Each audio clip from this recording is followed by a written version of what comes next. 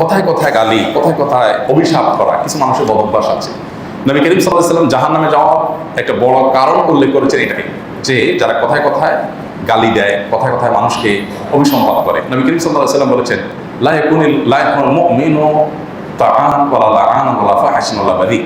ঈমানদার কখনো গালিবাজ হতে পারে না, ঈমানদার কখনো অভিসম্পাতকারী হতে পারে না, ঈমানদার কখনো কথায় কথায় ছোট লোকের মতো নিচু কথা বলতে পারে না।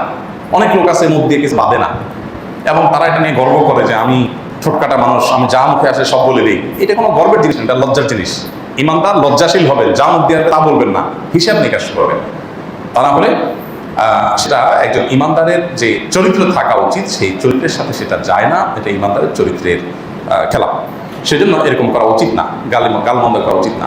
কখনো যদি আপনার খুব রাগ হয়, আপনি ভৎসনা করেন, কিন্তু এমন শব্দ দিয়ে যেটা কোনো গালি না হয়, অমুকের বাচ্চা, তমুকের বাচ্চা, এগুলো গালি।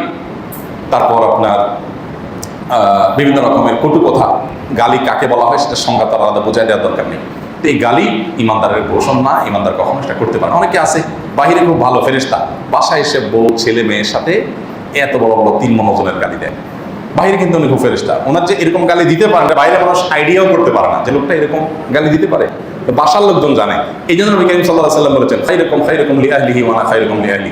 তোমাদের মধ্যে সবচেয়ে ভালো মানুষ তারা যারা তাদের পরিবারের কাছে ভালো।